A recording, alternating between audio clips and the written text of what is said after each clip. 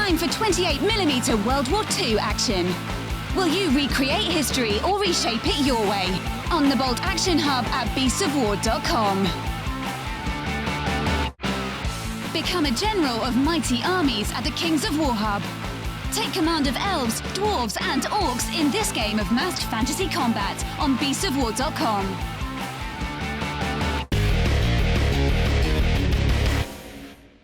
Hey guys, thanks for joining us. I'm joined by AJ, and we're getting a chance to have a look at Betrayal At Calth. I've been looking forward to this one. This is a new, kind of a new. It's not really that new an approach. It's Games Workshop's kind of release style that they're going with these days, where they're bundling a release up into a kind of like a game, kind of a package, and putting it out there, and it'll appeal to the collectors of us who just want the bits in the box, and it'll appeal to people who just like a good game. So we have Betrayal At Calth here, and we thought, you know what, let's crack open the box and see what we get. I was very excited to receive this the other day. There we are. Okay, so first up, we have the rules, and what is this? That's your instruction manual. So that's all the build information you need. It's quite important in this kit because they are actually standard sort of GW sprues rather than what we seen with Space Hulk, the clip together miniatures. Yes, yeah.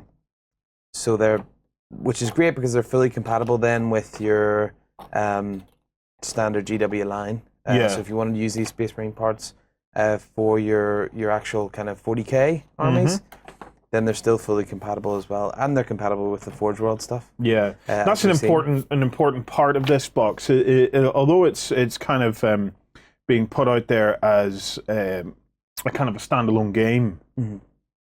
It's not really. It's more of a Trojan horse, isn't it? Really, to get these sprues into our hands. And the wonderful thing about the 40k background as it stands is it's so immense that it spans not only an immense amount of space but also an immense amount of time. In that all of this stuff, although it was in battle 10,000 years previous to the battles that we play today in 40k. This armor is so strong and so revered that it actually becomes like revered. They're relics, that they still the very top among a Space Marine chapter would still wear some of this as I don't know, almost like a tribute. To what has come before. And even in some of the fluff, there's been battles that took place just to recover certain bits of armor, Terminator armor and stuff like that there. It's so valuable to them, because we've, in the 41st Millennium, they've lost so much of their technology. This stuff is actually better than what they have in these kind of, in 40k. So it's really important to get a lot of that stuff and keep that stuff working. Yeah, you know, so they're quite happy to go to war over it. Yeah. But we're lucky; we only have to pay for it. So it's okay. Next up, we have the Betrayal At Calth rule book itself. So if we have a quick flick through this, it's quite nice. The artwork and things are very, very pretty. The rules, the main sort of bulk of the rules are kept in maybe 3 or 4 pages. Yeah. However, there's scenarios and different situations that you can kind of put your guys into, and weapons, reference material and things like that there. It's actually quite a nice little read. I just had a look at some of the fluff as well, so it goes into the Horus Heresy fluff itself. Yeah. And what happened at Calth. So it's actually it's a really nice little. Now, this game, where does it actually take place? So this game takes place on Calth, which is a world kind of out on the eastern fringes of the galaxy. It's one of it's one of the Ultramarines. Yeah. Kind of original worlds. It's one that they brought back into compliance. And what was really great about one of the reasons why this battle took place was to kind of draw the Ultramarines away from the Horus Heresy. Yeah. Sort of from the Istvan 5 drop sites and things like that there. So it kind of pulled them away, and it also hoped to wipe out a large chunk of them. Yeah. And the word bearers were quite happy to do this because they had a lot of hatred for the Ultramarines at the time. Yeah.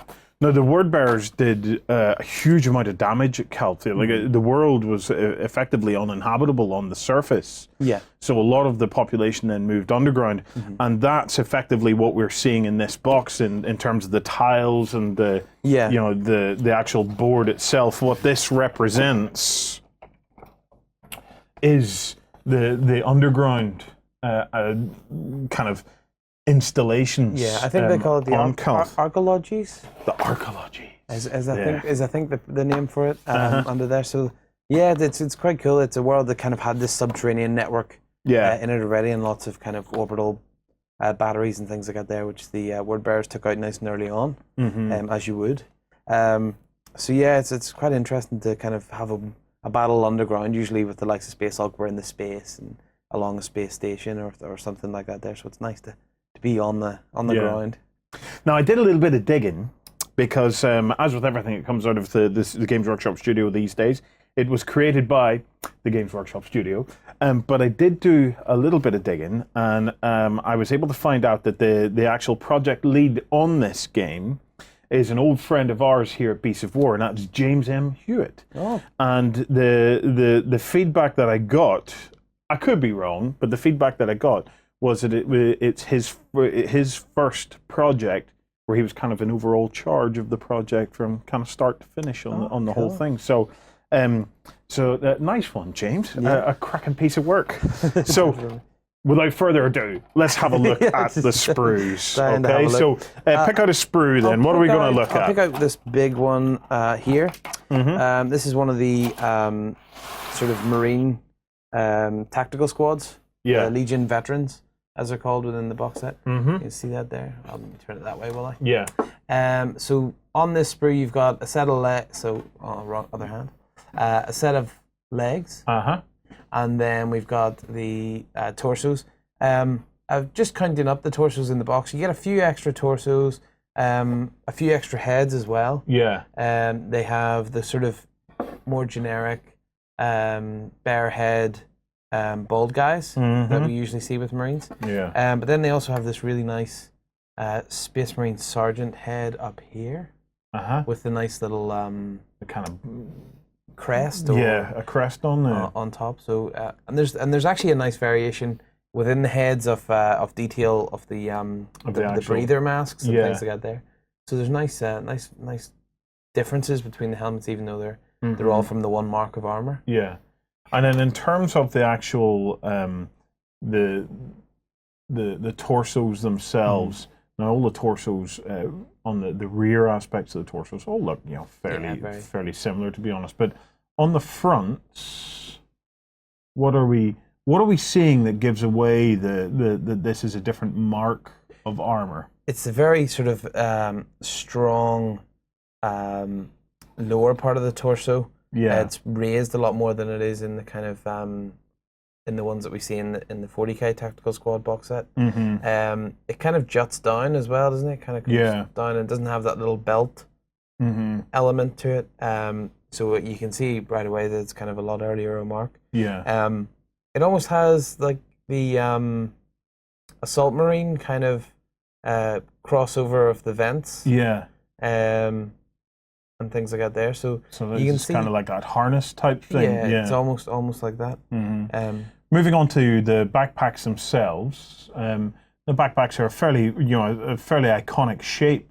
These ones may be slightly different because of this kind of very slightly different kind of iconography in the back. They actually also this plate aspect looks a bit different to me as well. Yeah, they actually remind me an awful lot of the Rogue Trader era backpacks, or even slightly after that, the second edition backpacks were a little bit more along this line. Yeah, they've got the kind of more 40k style little grill recesses in the top here, grills. Yeah, but generally it is quite distinct. Yeah, at first glance they all look the same, but once you actually start going in and looking at the details of them, there is very slight, differences in the detail, in that the vents have different patterns and things like that. And it's lovely little details that whenever, if you are taking care to really put together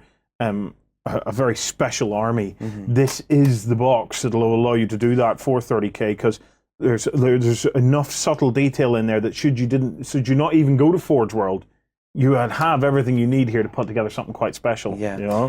One of my favorite details is just down at the bottom of the sprue here.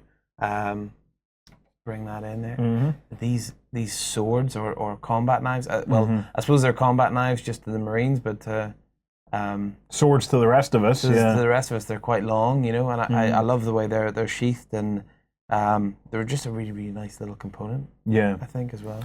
Now onto the shoulder pads as well. There, AJ, we can start to see some of the differences that we would expect. Here's that dotty armor again.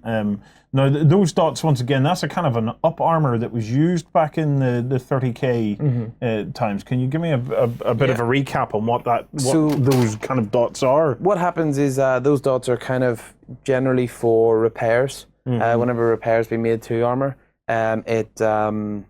to weld it together, to hold the ceramide plates together, they used kind of large rivets just to embed into that to give it extra strength. Materials at the time were obviously quite scarce. They'd had a lot of kind of sort of recruitment and need for a lot more armor in a very short space of time, so it just sort of sped up. Yeah, because although we whenever we think 30k, we think the whole Horus Heresy, but in the actuality, it was the period of the Great Crusade. There was already a huge amount of war going on at that point, and in many respects, it was even bigger than the Horus Heresy in terms of what was taking place. So there would have been a need for repair of armor, and you can see why the scarcity might have been there. Yeah. That pattern is also replicated here on the legs as well. So if you have a look on this one, you can actually see some of those, some of the kind of the dots and things there. We have one weapon. We have a couple of weapons on this sprue, AJ. I was wondering if you could take me through them. So before that, I just want to show there's another nice little detail there of a little tabard that you can apply to, for example, a sergeant or whatever. Weapons-wise, what are we looking at? So our standard weapon is the bolt gun. I think they're on a different sprue. We have this one here.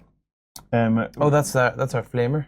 That's the flamer. That's our flamer. And then we have this larger kind of weapon piece here. That's our missile launcher. A lot of even that sort of originates from around Space Crusade and that kind of era of type of missile launcher. And here we have a plasma or a melta. That's a plasma. It's plasma, yeah.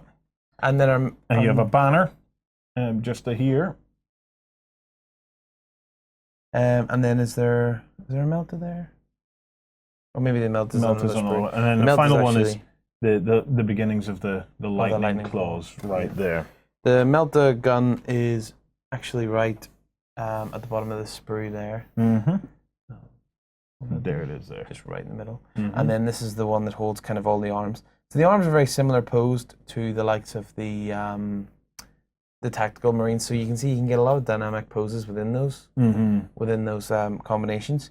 But also the bolt guns, I think, actually look really, really cool as well along the top. Here's the bolt guns.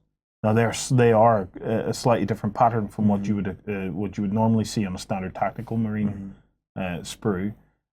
More legs, power fist in there as well. What I like about the power fist is that the power fist has the option of upgrading to a lightning claw. We've seen earlier on the lightning claw, just a sort of extension. Yeah. So that's quite cool as well. It's a nice little bit. We usually we just have the lightning claws separate from the power fists. So it's nice just to have that little extra option available to you. Okay, what else do we have in there? Okay, so we've got there's an absolute ton of tactical Marines. So I'll just get those all out of the way. So the tactical Marines are basically they're three sprues to make up a tactical Marines.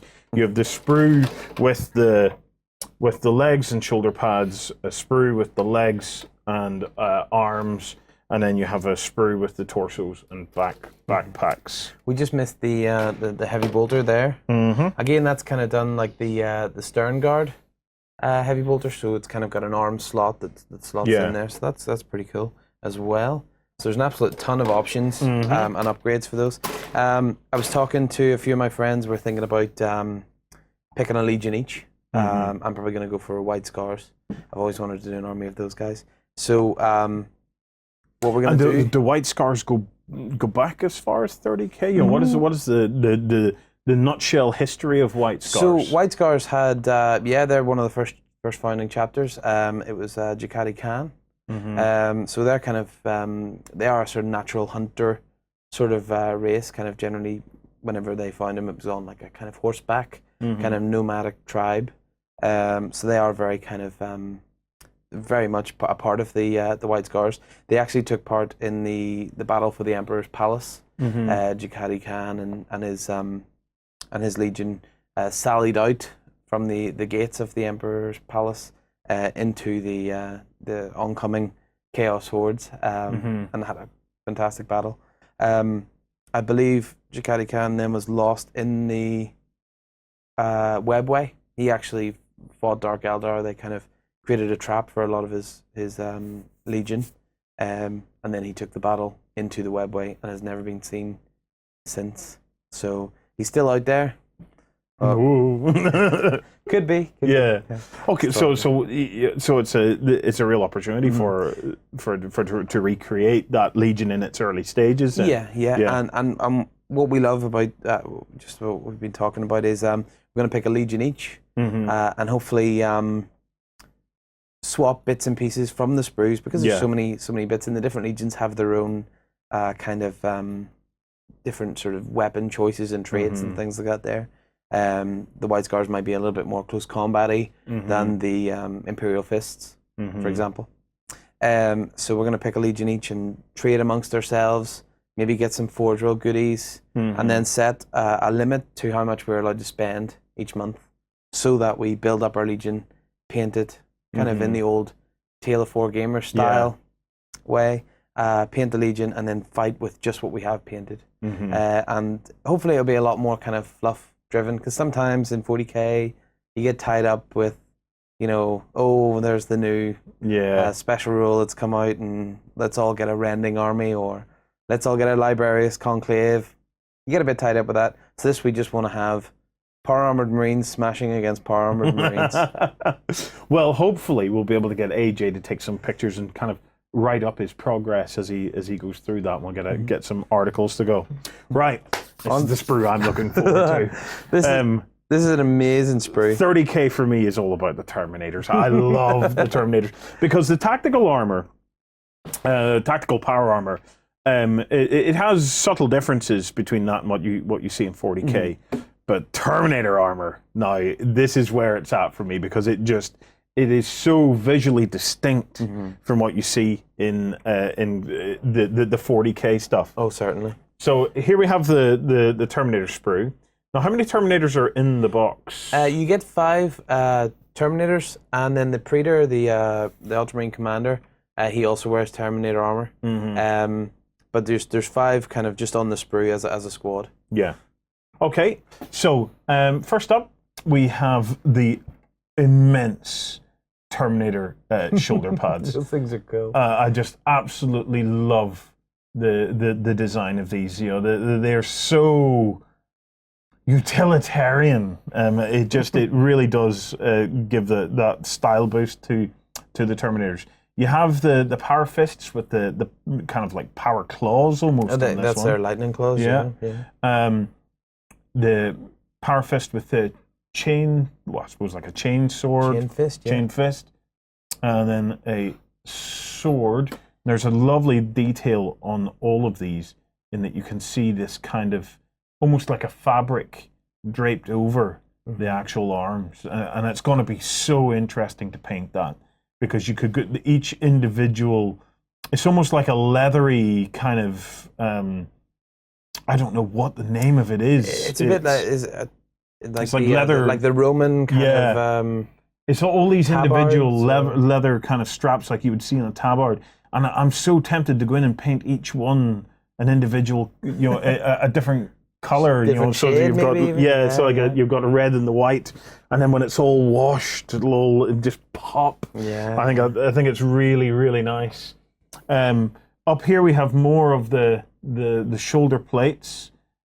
We have this bad boy here, which is a part of a flamer weapon. Mm-hmm. Then we get into the actual torsos themselves. So we have the torso fronts. Just look how ornate those torso fronts are. I love. They have almost this medieval knight type aspect to them. We have more of their weapon options there, which is what are they? The heavy bolters, storm bolters. Storm bolters. Mm-hmm. And then we have the backs. The rear of the torso. Even the detail on the backs. Look at that. On 40k ones, you just have those kind of standard grills, whereas they look really badass. You can see the machinery at work. I think it's...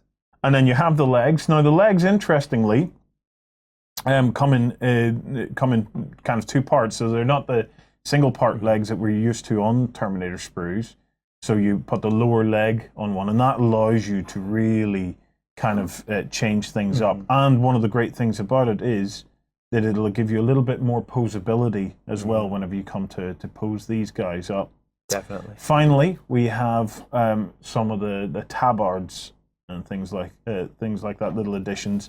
And then here we have the actual helmets themselves, which are quite small, really. They are, yeah. But the way they sit in to the Terminator armor means you see a lot less of the helmet in this pattern of Terminator armor than you would in the standard Terminator armor that you would see in 40k.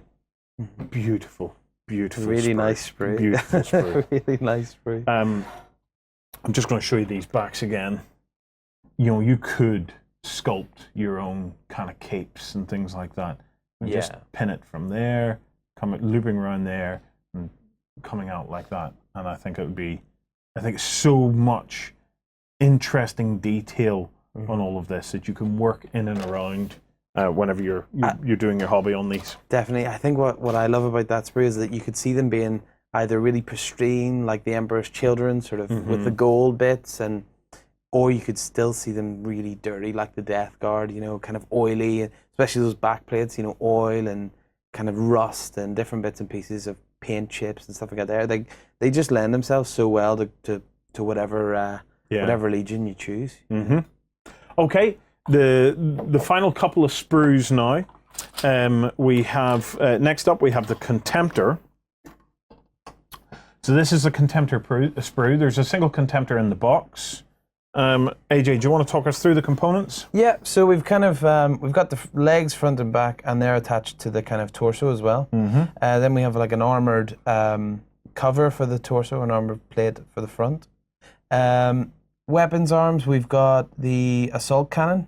The assault cannon's kind of made up of different components. So if I turn this way, so you've got the first part of the assault cannon there. Yeah. And then the other components there. Kind of there and there. And that makes it quite interesting because we're used to an assault cannon that's made up of just like a long bit of plastic with sort of slight recesses in it. Whereas this will actually, you'll be able to see those individual barrels, which is really nice little detail.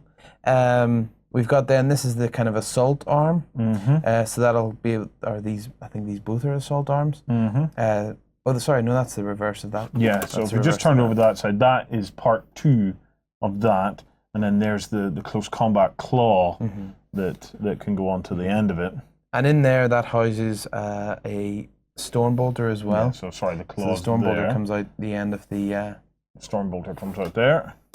And then we have the melta, melta weapon there, and I think it's a multi-melta option. So you get quite a range of options on the kit. These are the kind of arms, then the side of the torso as well. The only things to be said for the Contemptor is obviously the knees are all kind of sculpted in. So if you're going to try and do any kind of a repose of this, you're going to have to look at ways of cutting it to try and repose the legs. I've got to say, looking at it, at least the plastic is quite thin. yeah, it looks quite feasible to me, to be honest. I'd see at least a couple of points where if you were very, very careful and used a strong but very sharp blade, you could actually cut into that all right and do a basic bit of reposing. There would be some gaps that you would need to fill up with a bit of green stuff, but certainly there are opportunities for posability on that sprue. So nice. Okay, finally then we have the two characters. So we have the Ultramarines Praetor, and then the Chaplain as well, who is the Word Bearer's character, but in this, you could paint it up whatever you wanted. Yeah. It again, the detail is phenomenal. Commander's Terminator armor, the Praetor's Terminator armor. He has that cape already built in. So look at the details on that cape, though. Just great. It is absolutely fabulous, and the overall look of these commanders is just brilliant. And look at the shoulder pads there. Dear me. Very, very nice. Super cool, aren't they? So that's the plastic components. Obviously, there's a big bag of bases. Can't go without showing you the huge bag of bases that you're getting in there as well. And again, they come with that new 32mm style base, which is the de facto standard for a standard base for 40k now. Then you get your and obviously 30k. 60mm for your Contemptor. Now, into the actual game components itself. So there's kind of two, it kind of comes as one deck, but there is essentially two decks to this. You have your actual individual unit cards. That's those guys, and so this is all your stat lines. Yeah, these are essentially all your reference points for the squads that you'd have. And then you have the different command decks. So the Word Bearers have their own command deck, and the Ultramarines have their own command deck. So in the command deck, can you flick through them and show me the kinds of things that are in the command deck? So the command deck, basically, there's just different kind of ways for you to kind of increase your power. So at what point do the command cards kind of get used? So the command cards are essentially each scenario has a different way of kind of starting out. So there's 6 scenarios in the book. Yeah. And the command cards, so it might tell you to pick out two of the specific command cards. And then it'll tell you how many sort of command cards to keep in your sort of your library. Yeah. So what happens is then you have those, whatever it tells you to have in your hand, first of all, and then you draw 1 per turn. Yeah. And then they can be used throughout the turn. Just to give you added bonuses. So it's adding more flavor, more kind of specific flavor to the game. It's giving you more to do outside of the standard sort of 5 sort of different sort of ways you can use your tactical points.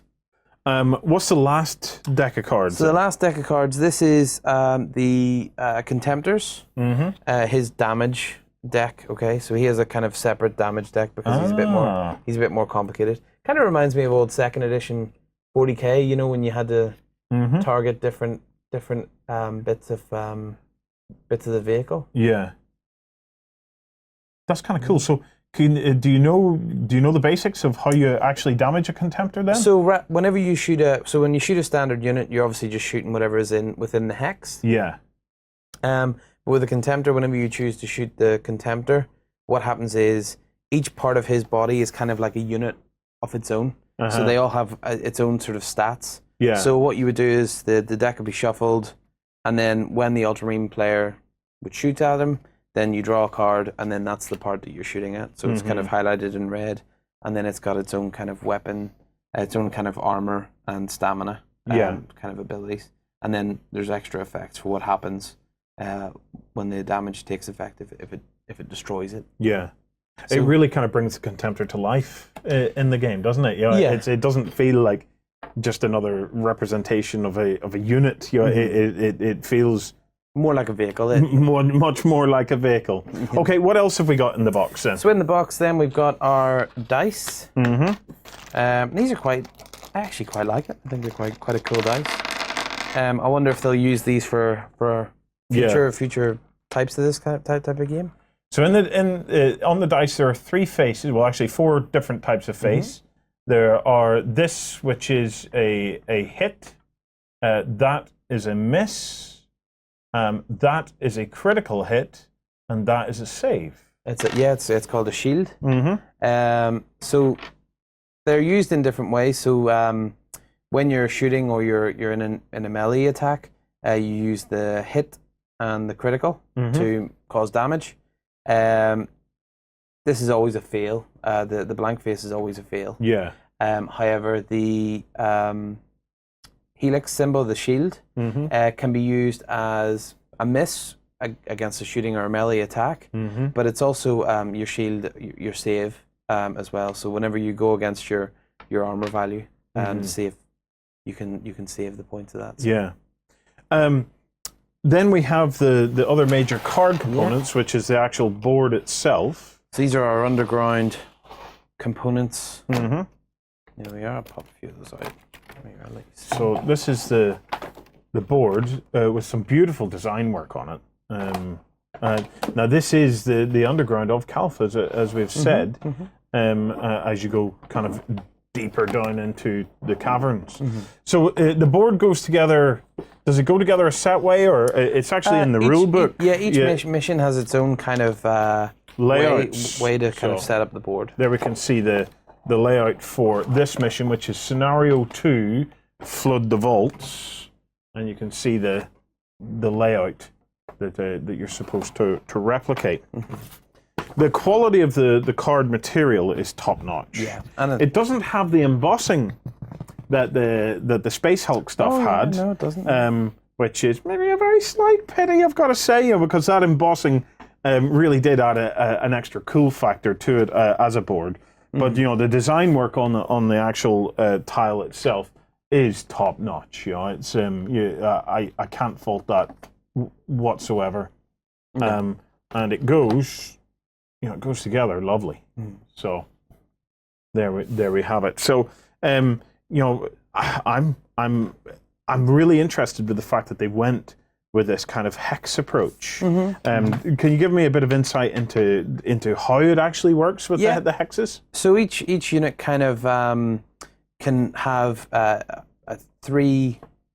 Each hex can hold 3 bulk. Yeah. So each unit has a bulk value. So a standard Marine has a bulk of 1. Terminator's a bulk of 2, and the Contemptor's a bulk of 3. So you can only get 1 Contemptor, obviously, within the hex, but then you can get 3 Marines, or you can get a Terminator and a Marine, things like that there. What happens is they have a sort of set movement value, so if they choose the advance sort of order, then they go 1 square. If they use the run, they can go 2. And if they, that's sort of how it works, and then they can shoot along it. If you notice on the close-up, there's kind of these red boundaries. Yeah. Oh, there we are. There's kind of red boundaries. Yeah. That's a good one. Yeah. And then it's quite difficult to see on the screen, but there's actually kind of a white outline. And that, so the red one is you can't see through it. It's kind of sort of impassable and that kind of thing. And the white boundary is our rubble. So there's kind of rubble or kind of debris in this one that can act as a little bit of impromptu cover, but also, kind of is a wee bit more difficult to move through. Yeah. There are on the kind of cardboard elements, there's these kind of blast doors as well. So they can be added to the board as well in certain layouts. So there's a a blast door there. So, and what do? Do they block line of sight? They block line of sight, and you obviously can't move through them as well. Yeah. The other thing that there is there's kind of these barricade ones. Mm-hmm. Again, barricade or more rubble. And again, they provide a block of line of sight or provide obscured. Yeah. So it's more difficult to shoot the unit that you're targeting. Yeah. Okay. And then I see other tokens and things on that as well then. So yeah, there's 2 different types of tokens, and these are your tactical markers. Each unit gets 2 tactical points a turn. Yeah. So I'll pull one of these, one of the Ultramarines. And the way these are done is in your ready phase, so there's 3 phases in the game. There's the initiative step, and that's to decide who goes first. So each player rolls 3 dice. The one who gets the most hits gets to go first. And then there's the ready phase. Now the ready phase is when you load up your squads with these tokens. So each unit gets a token with the 2 of the clear facings up. Yep. Then when you flip it over, there's only 1. And then whenever you've ran out of tactical points, you take that away. So if I applied this to a unit, yes, can I decide what a unit is? You know, can I decide like a unit is a 3-man unit of tactical marines in this particular square? Yeah. Hex. Yeah, the unit is defined by what is within a hex. So if you have one guy here, then he would get 2 tactical points and he would get 2 tactical points. Right. But if they were together, they would just get a combined tactical value, but they would have an increased power. Okay. So a tactical point is I could spend the first one to move, and then I turn it over. It means I've 1 left, and then I could spend the second one to do some shooting. And then I take it away, and that's they're kind of like their orders or whatever. Have been spent. Exactly. The other thing that I liked about these wee tokens is because they're different legions. Because you've actually got both legions represented rather than just having 1 standard per the box.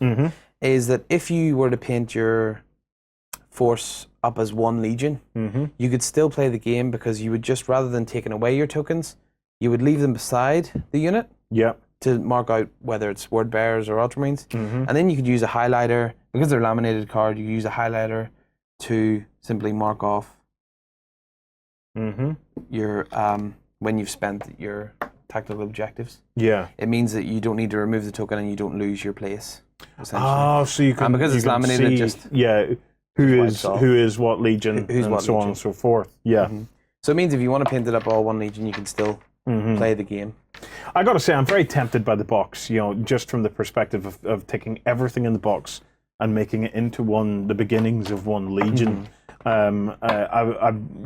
Now's the time to throw it over to you guys. If you were going to create a legion from everything that was in that box, or create the beginnings of a legion from everything that was in that box, what legion would it be? And that's your challenge for this video. If you were going to create a 30k legion, so something from around that period, what legion would it be? Because I'm interested to see what the most popular is. Yeah. Right, on the topic of creating the legion, the one final thing that we have to show you is, of course, the decal sheet, which is brilliant. It is a really, really well laid out decal sheet. It has all of the details of what goes on to what, and it has all the word bearers stuff in there, and all the Ultramarines iconography in there as well. So for a starter set, it's very detailed decal sheet. It's a starter set that I've got to say has been very finely tuned for the people that were most likely to buy it. It's not a starter set as for something to get somebody into the hobby, and they have understood that. They could have went down the route of creating something Dark Vengeance style, but I think that they've understood themselves that the Horus Heresy is probably not your entry point into the hobby. It's that point where the hobby, you've done your 40k stuff, and you've read the Horus Heresy books, and suddenly you realize 40k is cool, but there's this whole cooler thing that took place 10,000 years before that is just awesome.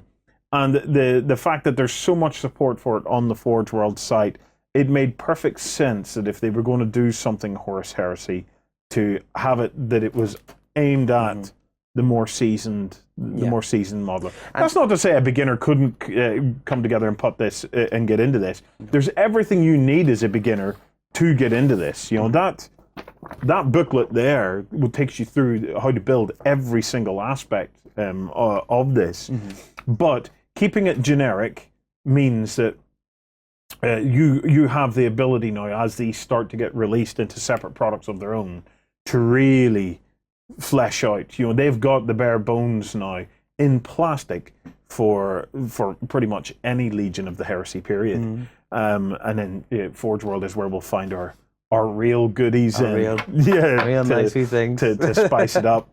Well, guys, there you have it. We're looking forward to getting this put together so as we can get a game of it at some point. I've had a very rough playthrough, and it's a nice, simple game. It's surprising. There are aspects to the game, like one of the things that caught me by surprise was you roll all your weapons together, and then if you score any criticals, you can decide which weapon scored the critical, and then immediately I went, you would choose plasma every time. But then I realized that all the weapons have their own critical effects, and those critical effects have better uses at different scenarios. So it's actually really, really interesting where the balance of the game is actually being developed. Because some of the weapons simply just take away your tactical points. So it means you might have a unit standing there doing nothing. Yeah. So you could stop that unit from attacking you. So it's an interesting. It's definitely a game that you have to play through to truly appreciate some of the great game design work that has went into it. You know, it's fast. It's effective. I'm going to reserve judgment because I still want to play some more of it. But that in itself is a great thing. Having played a very rough test of it, all I could think of is, I want to play that again. Give me the Contemptor this time. So, guys, there he is. That's Betrayal at Calth. Gorgeous piece of product design. Definitely worth nipping down to whichever your local store is and having a look through.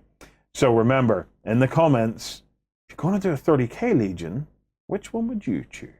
AJ, thank you. Thanks for watching. Progress comes to a world of magic as science and the arcane combine to make marvels. Meet steampunk inventors and orc mystics at the Volsung Hub on beastsofwar.com. Venture into the dangerous dungeons of myth as a mighty hero and stand against the darkness. Visit the Myth Hub on beastsofwar.com and begin your story.